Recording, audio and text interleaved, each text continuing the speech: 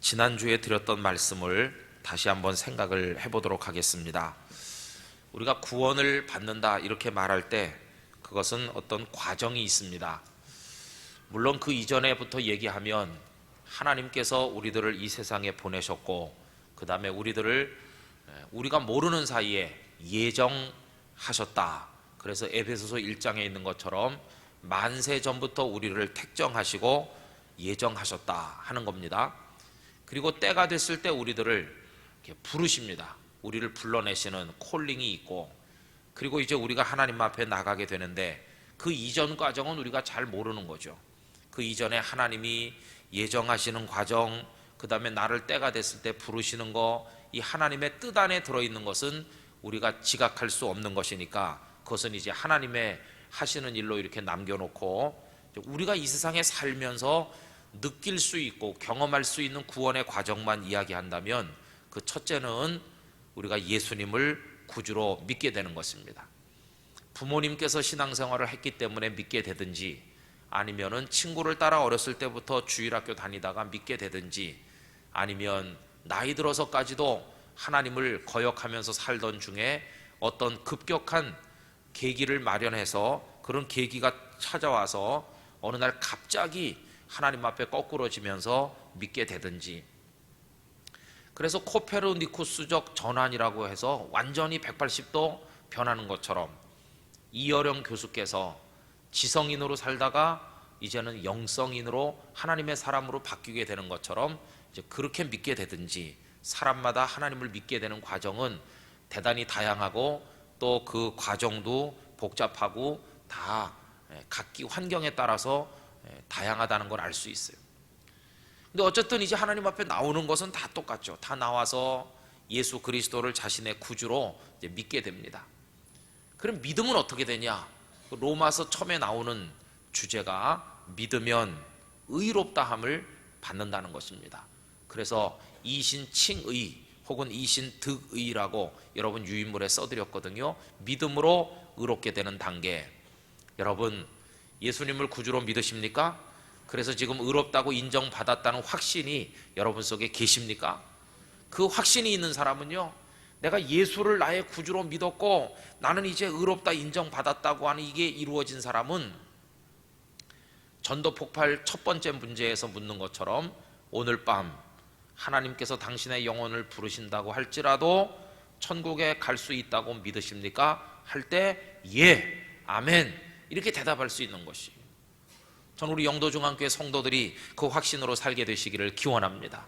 오늘 밤은 두려운 밤이거든요.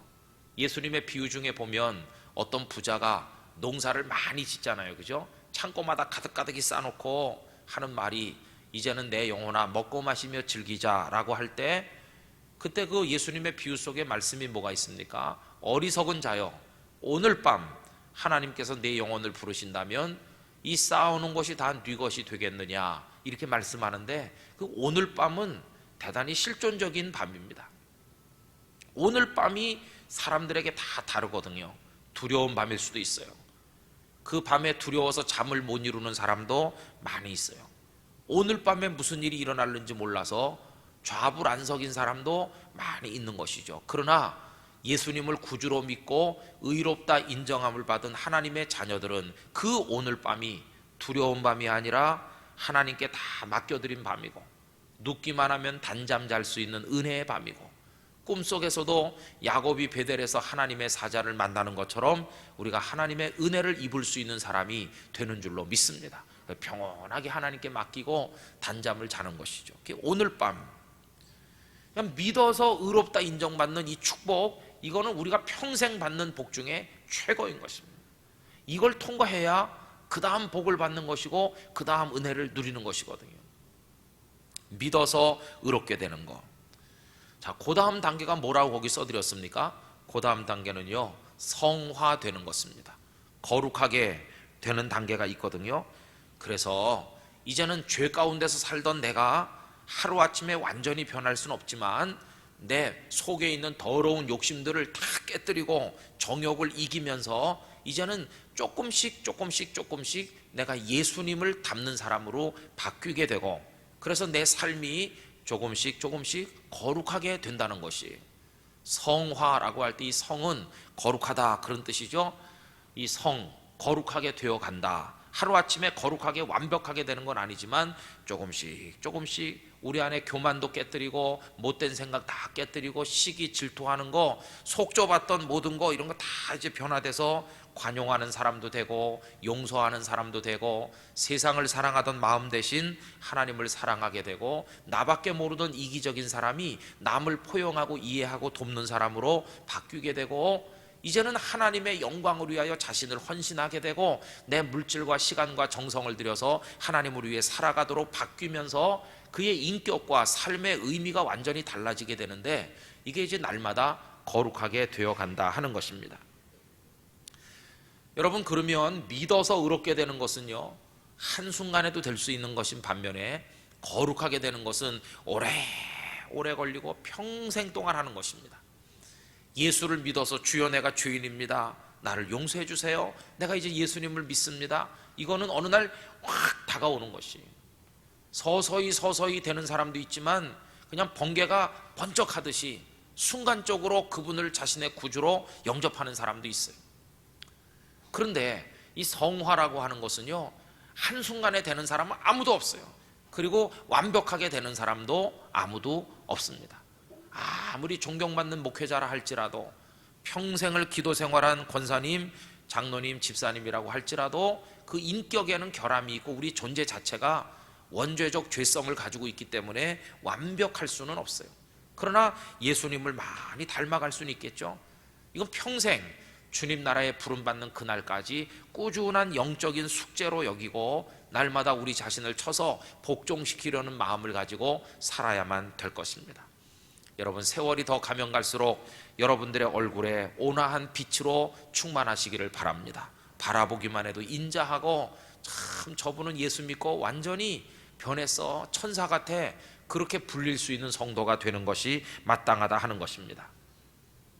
이제 그렇게 되면 그 다음에 우리에게 다가오는 구원의 마지막 단계는 뭐냐 하면은 영화롭게 되는 것입니다. 영광스럽게 되는 거, 영화되는 거죠. 글로리피케이션이라고 말하면 영광스럽게. 그래서 두 가지가 있어요. 영광스럽게 되는 건 두 가지가 있는데 거기 써드린 것처럼 하나는 현세적 영화가 있어요. 현세, 당장 이 세상에서 예수님을 믿은 이후에 바로 영광스럽게 돼요. 바로. 그게 뭐냐 하면 하나님의 자녀가 되잖아요. 여러분, 예수님을 구주로 믿으면 의롭다 인정받는다고 그랬죠. 그리고 그렇다고 아까 대답하셨죠. 그렇다면 여러분들은 이미 하나님의 아드님과 따님인 줄로 믿습니다. 그럼 내 신분이 하나님의 자녀가 됐으니까 그 자체로 이미 영광스럽게 된 것이고, 나는 이미 영광스러운 성도가 됐고 영광스러운 하나님의 자녀가 됐고 하나님의 성령이 지금 내 속에 계신 거니까 내가 지금 영광스럽게 됐어요. 이미 영광스러워요.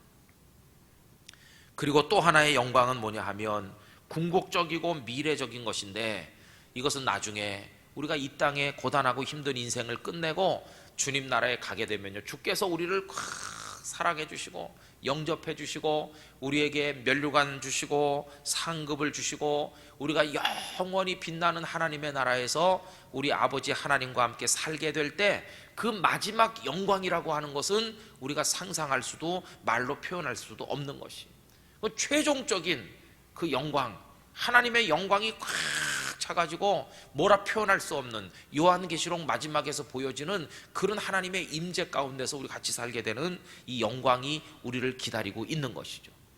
그래서 바울사도가 뭐라고 고백하냐 하면 현재의 고난은 장차 나타날 영광과 좋게 비교할 수 없도다. 할렐루야. 그렇게 말했거든요. 엄청난 영광이 기다리고 있는 거예요. 그러나 그때만 영광이 있는 게 아니고 그건 궁극적이고 미래적인 영광이라면 오늘 우리 속에 이미 하나님의 영광이 임하여 있는 줄로 믿습니다. 그게 뭐냐 하면 나는 하나님의 자녀거든요. 하나님의 자녀. 오늘 제가 검찰청에 갔었습니다. 아유, 또 목사님 무슨 죄를 져갖고 갔나? 그런 게 아니고요. 제가 부산 그 검찰청 시민위원이거든요. 거기 가면 무슨 뭐 복잡한 사건이 있으면 뭐 이 사람을 기소해야 되냐 말아야 되냐 이제 검찰에서 판단하기 힘든 곤란한 이슈가 되는 뭐 그런 거 있으면 이제 거기 몇 사람에게 의견을 물어봐요. 그래갖고 기소하는 게 좋겠습니다. 그럼 기소하고, 무죄인 것 같은데요. 그럼 이제 불기소하기도 하고, 뭐 그래요.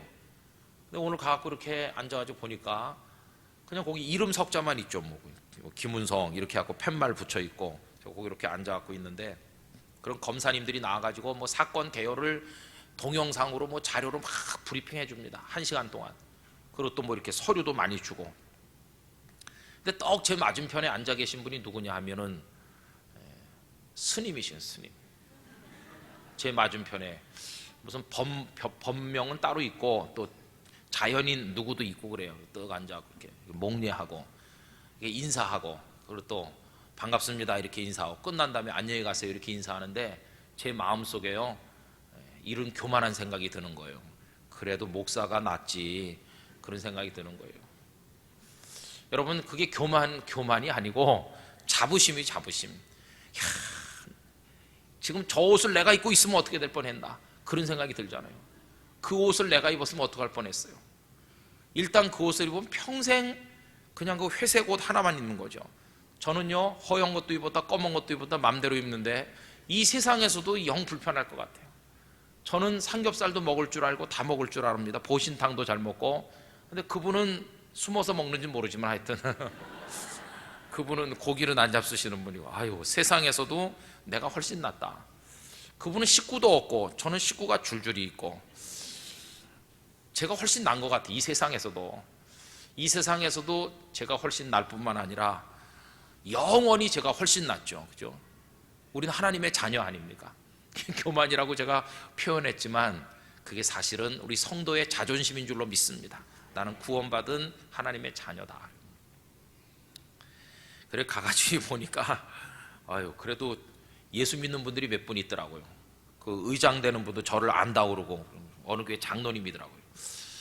여러분, 현세에서도 우린 하나님의 자녀로 영광을 누리고, 그리고 마지막에 영원한 천국의 그 영광, 성도의 마음속에 영광, 이거 바라보는 거 없으면 우리가 초라해집니다. 초라해져. 나는 지금 목사인데 아주 가난하고 저 사람은 스님인데 막 엄청나게 부자다. 그러면요 사람들이 이 세상에서 마음이 위축됩니다. 목사라고 할지라도 그 돈의 힘 앞에 굴복하기 쉬워요. 그러나 이미 그 사람 목사가 아닌 것이, 여러분 비록 내가 몸에 병들고 내 형편이 어렵고 연약해도 우리가 예수님을 믿은 하나님의 자녀라면 세상 그 누구 앞에서도 당당해야 되는 것이죠.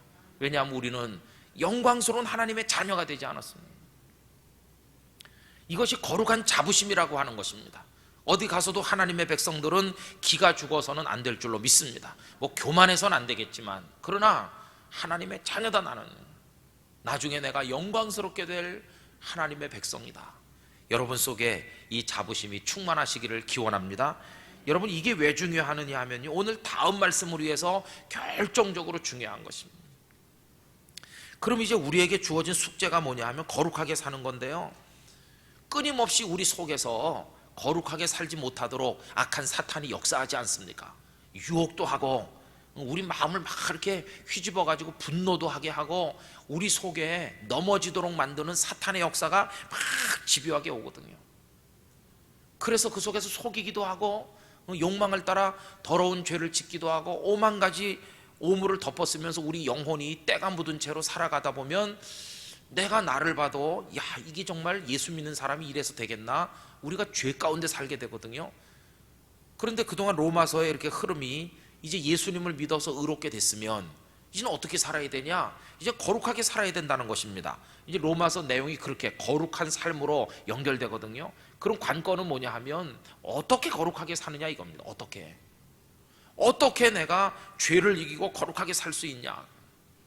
여러분, 그걸 이야기할 때 결정적으로 중요한 게 뭐냐 하면 우리가 하나님의 자녀라고 하는 영적 자존심을 가지는 것이, 이것이 긍지가 되고 자부심이 되면 어떤 유혹이 와도 이길 수 있어요. 내가 누군데, 내가 하나님의 자녀인데 내가 어떻게 그런 더러운 것을 내가 주머니에 집어넣을 수 있겠나? 나는 절대 그렇게 못해. 저희 집 얘기를 해서 죄송합니다만은요, 저희 아들 녀석이 이제 대전에 가서 공부하고 있는데 한 번은 전화해가지고 그래요. 작년인가 언젠지 굉장히 몸도 고단하고 너무 공부가 힘들어가지고 뭐 잠을 조금밖에 못 잔다고 그래요. 그러면서 이런 얘기를 해서 제 마음을 기쁘게 해줬습니다. 아빠, 그래도 제가 최선을 다해서 열심히 하려고 그래요. 그러면서 아빠도 열심히 하니까 나도 열심히 하려고 그래요. 그래도 그 한마디가요 참 제게 위로가 됐습니다. 아빠도 펀펀 놀기 때문에 나도 놀으려고 그래. 이렇게 안 해서 정말 다행이에요. 아빠도 열심히 하기 때문에 나도 열심히 하려고 그래요. 그 말을 이렇게 들으면서 또 무슨 생각이 들었냐 하면은, 그래, 너도 그렇게 열심히 하는데 나도 열심히 해야지. 제가 말로는 안 했지만 제 마음속에 그런 생각이 들었습니다. 어떤 날은 새벽 3시, 4시까지 공부하고 자기 엄마 보고 아침 7시에 깨워주세요, 이렇게 문자가 오거든요. 그럼 3시, 4시에 자고 아침 7시에 깨면은 잠을 서너 시간 뭐 자는 동 마는 동 하고 밥이나 먹고 다니는지, 그럼 어떤 땐 마음이 아파요. 야, 꼭 그렇게까지 공부해야 되나, 그런 생각도 들기도 하고요. 한편으로 무슨 생각도 드느냐 하면, 나이 이제 20밖에 안 된 아들 녀석도 그렇게 서너 시간밖에 안 자고 한다는데 애비가 돼가지고 내가 게을러 빠진 목사가 돼갖고 해야 되겠나, 그런 반성 같은 생각이 들어요. 적어도 내가 그 아이의 아버지로서 부끄럽지 말아야 되겠다. 저는 오히려 또 그런 생각이 들거든요. 나중에 나는 이렇게 살았는데 아버지는 어떻게 살았습니까 하고 서로 내놓기 한다면, 그렇게 할 수 있다면 살아온 걸, 그럼 부끄러울까봐, 자식 앞에 부끄러울까봐 나도 그래도 최선을 내 나름대로라도 다 해야 되겠다, 그런 생각이 들었어요. 근데 그 녀석은 또 그 녀석대로 아버지가 열심히 하니까 나도 열심히 해야 부끄럽지 않겠다, 그런 생각을 하는 것 같아요. 그러니까 이 아버지하고 아들하고 잘 통하는 거죠. 그죠? 참 멋있는 부자지간 아닙니까? 근데요, 제가 왜 이 얘기를 말씀드리냐 하면은요, 하나님 앞에서 우리가 그렇다는 것이에요. 하나님 아버지가 얼마나 거룩하신 분이고 얼마나 나를 사랑하는 분인데, 내가 말이지 여기서 죄악이나 밥 먹듯이 저지르고 속이고 못된 짓 다 하면서 하나님을 아버지라고 부른다고 하는 건 창피한 거 아닙니까? 여러분, 우리가 거룩한 삶을 살아야 되는데요, 이게 왜 중요하냐 하면은 하나님의 아들, 딸이기 때문에 이 의식이 우리 속에 강하게 있으면, 네가 도대체 누군데 네가 어떻게 이런 짓을 했냐, 창피하잖아요. 그죠? 하나님 아버지의 자녀니까. 우리 아버지 하나님이 사기꾼이라면 뭐 나도 사기를 쳐도 그 아버지의 그 자식이지, 이렇게 위로받지만, 하나님은 얼마나 우리를 사랑하시고 거룩한 분이시고 우리를 향해서 어떤 희생의 십자가를 통해서 우리를 구원하셨습니까? 여러분, 그분의 아들로 딸로 살아가는 것이라면 창피하지 않기 위해서라도 우리가 죄악을 이기는 거룩한 성도가 돼야 될 줄로 믿습니다. 하나님 아버지 생각하면 싸움도 싸우지 말아야 돼요. 사실은 막 가서 싸우다가도 아이고, 하나님 아버지가 얼마나 실망하실까, 이게 최소한의 성도의 양심이거든요. 내가 교회 안에서 어떤 사람하고 사이가 안 좋은데 막 그 사람하고 언성 높여 싸우다 보면, 아이고, 저 사람도 집사고 나도 집사인데 이게 도대체 창피하다, 하나님 앞에. 그거 뚝 그쳐야 되는 거죠. 뚝 그쳐야 돼요. 뭐 누가 잘했든 못했든 이런 거 따지는 건 다 나중 문제고, 창피해서라도 하나님 앞에 죄송해서라도 입이 100개고 할 말이 1000개라도 입을 닫아야 되는 거죠. 다른 이유 때문이 아니라 하나님의 자녀라는 것 때문에 싸울 수가 없는 것이죠. 여러분, 예수 믿는 사람 세상에 나가서 손해볼 수밖에 없어요. 손해볼 수밖에 없어요. 왜? 하나님의 자녀이기 때문에. 사람들이 저 예수쟁이 아니야 이러니까 할 말도 잘 못해요. 할 말도. 그래서 교회 다닌다고 93.3 딱 붙이고, 극동방송 너 기독교 방송 그거 붙이고, 거기다가 또 물고기까지 딱 붙인 다음에 그래가지고 뭐 위반하든지 남의 차 들이받고 막 싸우면요, 창피한 겁니다. 그 사람이 당신 그거 붙인 거 보니까 기독교인인가 본데 이러면서 나오면요, 할 말이 없잖아요. 그러니까 그렇게 하려면은 뒤에 붙인 걸 오늘 가서 다 뜯으시던가, 아니면 저 지는 수밖에 없어요. 지는 수밖에. 좀 양보하는 수밖에 없어요. 조금 양보를 할 수밖에 없어요. 손해도 볼 수밖에 없어요. 왜냐하면 아버지 하나님께 나의 그 창피한 모습을 보여드리지 않으려고. 그게 손해가 아니고, 내가 하나님의 영광을 위해 손해보면 하나님은 다 갚아주실 줄 믿습니다. 너 참 그때 잘했다. 김동호 목사님께서 그런 얘기 하는 거 들었어요. 김동호 목사님 아들들이 어렸을 때 그 부부께서, 목사님 부부가 어디 갔다 오셨는데 뭐 동네 가서 뭘 사다 먹으라고 그랬대요. 가게인지 뭐 어디 가서 배고프면 사다 먹고 그러라고. 근데 그 목사님 얘기 이런 겁니다. 초등학교 다니는, 중학교도 하나 있었는지 그때 그 꼬마들이 가가지고, 애들이 가가지고요, 돈이 없으니까 우리 아버지가 여기 김동호 목사님인데요 이러면서 이제 외상으로 가게에서 갖다 먹는 거예요. 외상으로.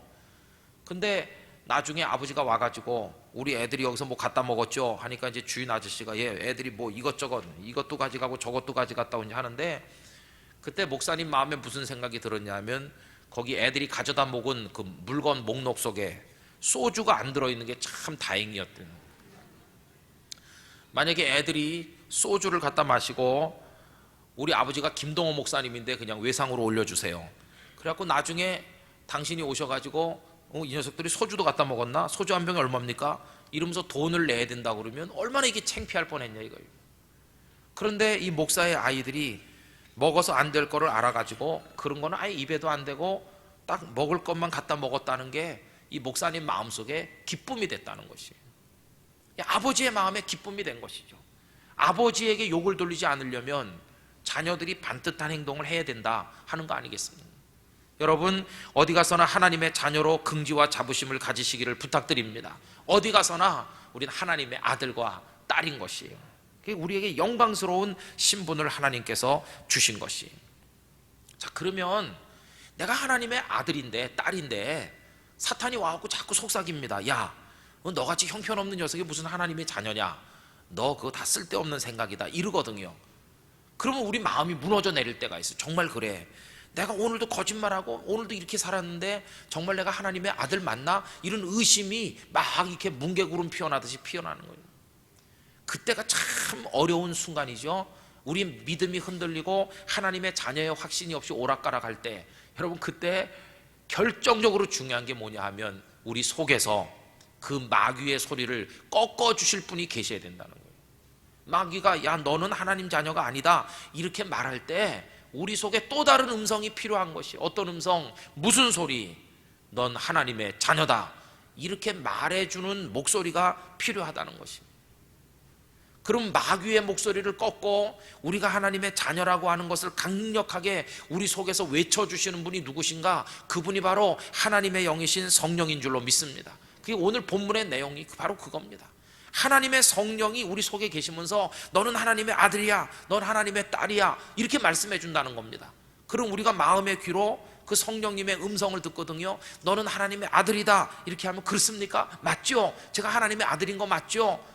이게 확신이 되는 순간 하나님을 뭐라고 부르게 됩니까? 아빠, 아버지라고 부르게 되는 거예요. 그때 우리 속에서 넌 하나님의 자녀다 이렇게 말씀해 주시는 그 성령님은 어떤 영이냐 하면 하나님을 아버지라고 부를 수 있게 만들어 주시는 양자의 영이라고 오늘 본문이 말씀하고 있는 것이에요.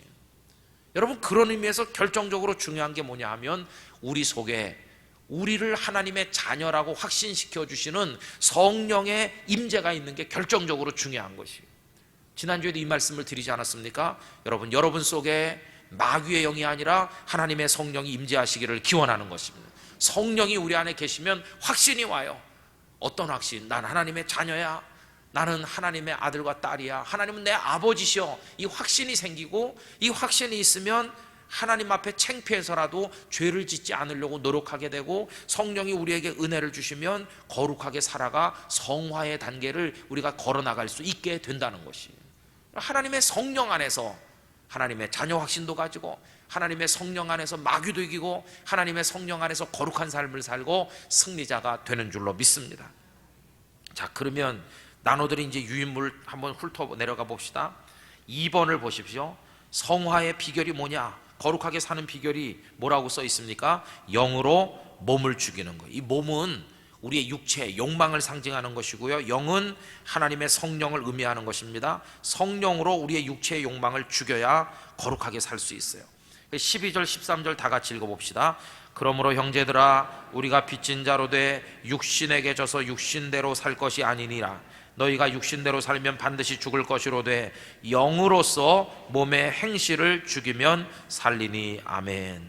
영으로 몸의 행실, 인간적인 욕구들, 육신의 욕구들을 영으로서 죽여야 돼요. 그러면 우리는 생명에 이르는 사는 사람이 될 수 있다 하는 것입니다. 결국 우리 속에 어떤 영이 계시는가, 이게 중요한 것이. 여러분, 유리 그릇은요 색깔이 없습니다. 그죠? 무색이죠. 그런데 그 유리컵 안에 색이 들어가게 하는 거, 잉크를 가져다 보면 그게 파랗게 되는 것이고, 혹은 또 우유를 부으면 우유 색깔이 나는 것이고, 다 그렇잖아요. 맑은 물을 보면 유리컵이 투명하게 보이는 것이고요. 그 속에다가 먹장을 풀면 시커멓게 변하잖아요. 유리컵 자체는 색깔이 없는데 그 속에 담기는 거에 따라서 색깔이 달라지는 것처럼 우리 영혼 안에도 무엇이 담기는 거에 따라서 달라지는 것이에요. 마귀의 영이 우리 안에 들어있으면 우린 더럽게 될 수밖에 없습니다. 그러나 하나님의 성령이 우리 안에 임하신다면 우린 아름다운 하나님의 사람이 될 줄로 믿습니다. 기독교적 영성은요, 우리 기독교에만 있는 건 아니에요. 영성이라는 단어는 어디나 다 있어. 사실은요, 불교적 영성도 있고, 영성이라는 건 우리의 영혼의 세계에서 일어나는 어떤 경향성을 말하는 건데, 미신을 섬기는 사람도 미신의 영성이 있어요. 그 사람들은 어떤 때나 무슨 일만 있으면 가서 이렇게 빌잖아요. 우린 그거 안 하잖아요. 근데 그 사람도 그거 하거든요. 우리가 볼 때는 미친 짓 같은데 열심히 하잖아요. 그 사람의 영성이 그런 거예요.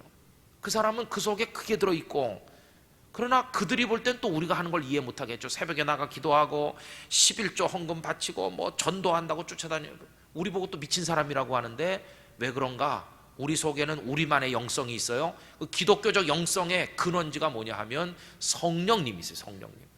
우리 속에 성령님이 계시면 그동안 미신을 섬겼던 사람도 하나님의 자녀로 바뀌게 되는 것이고, 어떤 못된 짓을 했던 죄인도 성령께서 우리 안에 계시면 그 사람은 기독교적 영성을 가진 하나님의 자녀가 되는 것이에요. 관건은 뭐냐 하면 우리가 성령의 사람인가, 바로 그것이 관건이라 하는 것입니다. 그래서 우리 안에 성령님이 꼭 계셔야 되는데, 자, 그러면 우리 안에 계신 성령님은 어떤 분이신가? 15절 말씀 다 같이 읽어봅시다. 너희는 다시 무서워하는 종의 영을 받지 아니하고 양자의 영을 받았으므로 우리가 아빠 아버지라고 부르짖느니라. 할렐루야. 참 유명한 요절 말씀입니다. 여러분, 거기 종의 영이라고 하는 부분하고 양자의 영이라는 데다 빨간 줄 치셔서 나중에 성경 읽으실 때 기억하시면 좋겠어요. 종의 영을 받지 않고 양자의 영을 받았다. 옛날에 여러분 종 제도가 있을 때 그 집안에 종들이 있어요. 종은요 주인을 참 무서워합니다. 주인 어르신이 야단치지 않을까 주인의 눈치를 슬슬 살핍니다. 왜냐하면 그 종의 마음속에는요 종의 영이 들어있는, 나는 종이야. 종이니까 주인님에게 잘 보여야 돼. 주인님의 눈밖에 나면 쫓겨나. 이게 종의 영이에요. 종의 영을 가진 사람은요 주인을 두려워해요. 가까이 가질 못해. 먼 데서 그냥 이렇게 하고 있어요. 그러나 아들은요 종하고 다릅니다. 아들은 아들의 영을 가졌기 때문에 거기 주인 어른이 무서운 얼굴로 나타나도 아들은 아빠 그러면서 따라가게 돼 있어요. 그건 아들의 영이니까. 이 종은 아무리 그거 하려고 해도 안 돼요. 종은 아빠 이렇게 부를 수가 없어요. 나는 종이니까. 영이 다른 것이에요. 그런데 하나님께서 우리에게 주신 성령님은 종의 영이 아니고 양자의 영이시다. 그래서 우리는 하나님을 두려워하지 않고 양자의 영을 받았기 때문에 하나님을 뭐라고 부른다고요? 아빠 아버지라고 부르짖느니라. 할렐루야. 그래서요 여러분, 하나님 아버지 이렇게 기도할 수 있는 게 얼마나 큰 복인지 아십니까? 하나님 아버지, 아버지, 이게 우리 입에서 자연스럽게 나올 수 있다고 하는 거, 이거보다 더 큰 은혜는 없다고 생각합니다. 고아를 데려다가 입양을 하면요 아빠라고 불러봐. 이제부터는 엄마라고 불러. 내가 네 아빠고 엄마야. 이래도 입이 잘 안 떨어져요. 아빠 이렇게 한번 해보죠. 안 나오는 거예요. 그런데 내가 낳고 내가 키운 내 자식은요 좀 저리 좀 가 있으라고, 지금 바빠 그래도 아빠 그러면서 와서 막 앵기거든요. 그게 자식인 것이, 이건 자연스럽게 나오는 거죠. 아빠라고. 이게 아이의 마음속에 자녀의 영이 들어있거든요. 여러분, 하나님 앞에서 여러분들이 그렇게 하실 수 있길 바랍니다. 하나님 우리 아버지시죠. 얼마나 좋으신 아버지인지. 자, 그럼 이제 하나님의 자녀는 어떻게 되냐? 그 5번 보시면 하나님의 자녀는요 아까 다 말씀드린 건데, 자신이 하나님의 양자. 이거 왜 양자라고 했을까요? 우리 본래는 마귀의 자식이었는데 이제는 하나님이 우리를 입양하듯이 너 내 자식 되라 이래서 왔거든요. 그래서 하나님의 자녀인 것을 확신해야 됩니다. 16절 읽어봅시다. 성령이 친히 우리의 영과 더불어 우리가 하나님의 자녀인 것을 증언하시나니. 여러분, 아까 마귀가 우리 보고 넌 하나님의 자녀가 아니야, 그래도 성령께서 아니야, 넌 하나님의 자녀가 맞아, 이렇게 증거해 주신다고 그랬죠. 근데 거기 잘 보세요. 성령님만 우리가 하나님의 자녀인 걸 증거해 주시는 게 아니고 우리의 영과 더불어. 이 말은 무슨 말입니까? 우리 스스로도 아니야, 사탄아 물러가라, 나는 하나님의 자녀다, 이렇게 해야 된다는 것이. 나도 그런 확신을 가지고 또 성령님도 그래, 너는 내 자식이 맞아, 이렇게 말씀해 주시고, 그래서 나의 결단과 성령님의 증언이 딱 합쳐지면 마귀가 쫓겨나가게 될 줄로 믿습니다. 그런데요, 성령님께서 내 속에서 너 하나님의 자녀 맞다니까 이렇게 말씀해 주셔도 내 자신이 흔들리면서 아닐지도 모른다고 저 마귀가 그러는데요, 이러면 곤란한 것이에요. 내 안에 분명한 믿음이 있고 성령님이 내게 확신을 주시면 어떤 사탄의 흔들기도 우리가 이기게 될 줄로 믿습니다.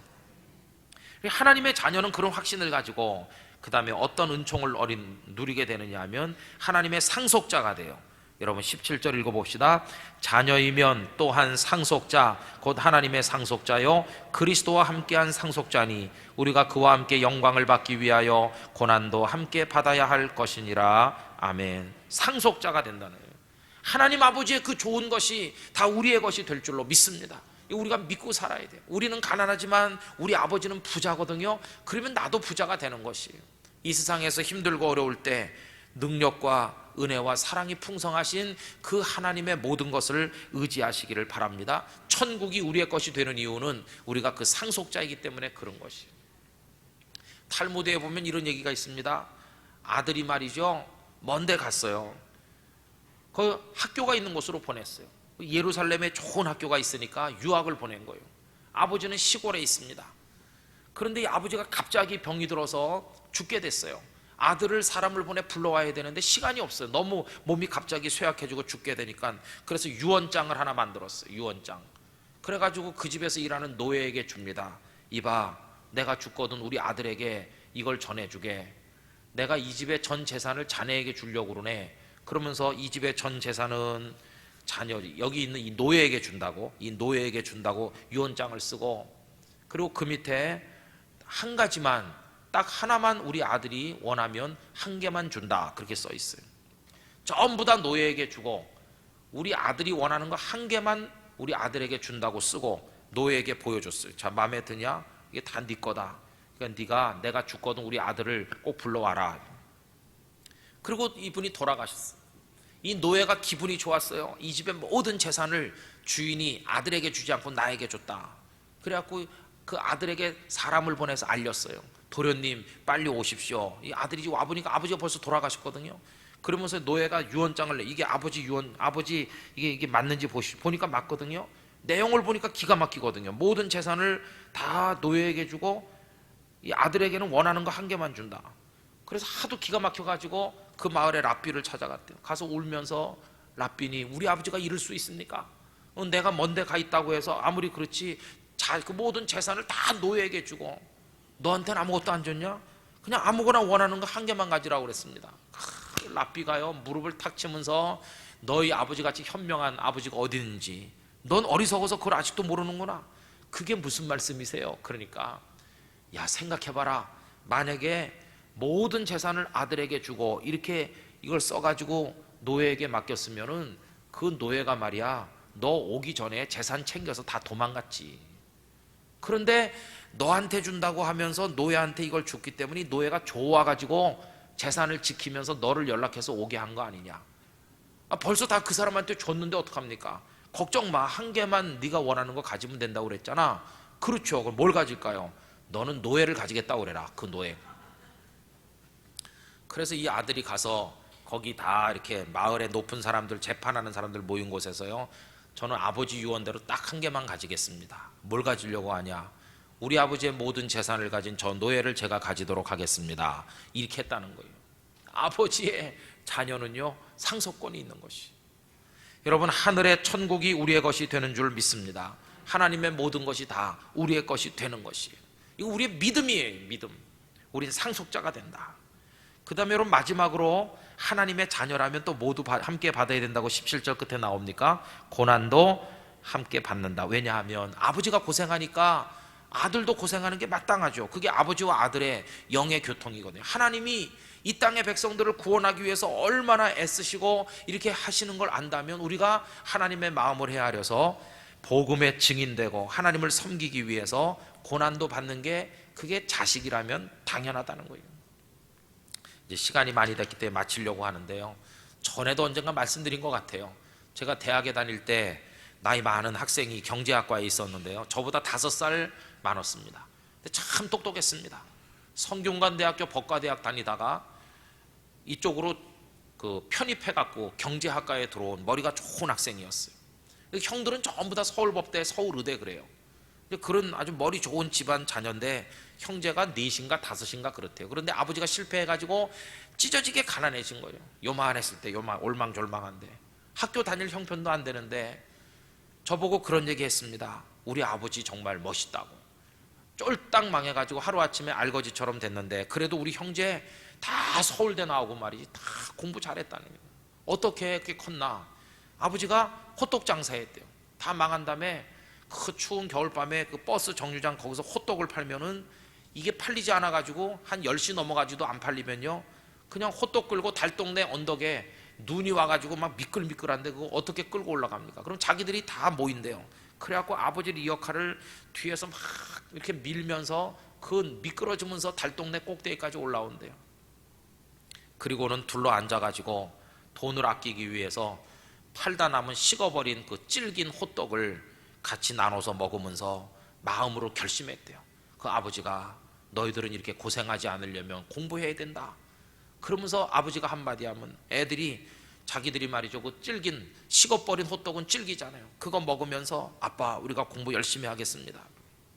이래가지고 그 자녀들이 다 됐다는 거예요. 그러면서 지금까지 돌아가신 아버지를 생각할 때 가장 기억에 남는 게 뭐냐 하면은 그 호떡, 식은 호떡을 먹으면서 울던 그 기억이 생생하고 그 기억 때문에 자기들이 성공했다, 그렇게 얘기하는 걸 지금도 생각납니다. 아버지가 호떡 장사한다고 창피해하는 게 아니라 같이 리어카 밀고 같이 아버지와 함께 그 아버지 마음을 이해하는 것이죠. 이 자식은 아버지를 이해해야 되는 거죠. 여러분, 우리가 하나님의 마음을 얼마나 압니까? 하나님께서 이 땅에 당신의 뜻을 이루기 위해서 계획하신데 우리는 나 몰라라 하고 등 따뜻하고 배부르기만 원한다면 잘못된 것이죠. 여러분, 하나님의 나라와 그 복음을 위하여 고난도 달게 받을 수 있는 사람이 될 때 명실상부한 하나님의 자녀가 되는 줄로 믿습니다. 이게 하나님의 자녀거든요. 자, 그럼 이제 오늘 얘기 끝나는데 하나님의 자녀다. 여러분, 하나님의 아들과 딸임을 믿으십니까?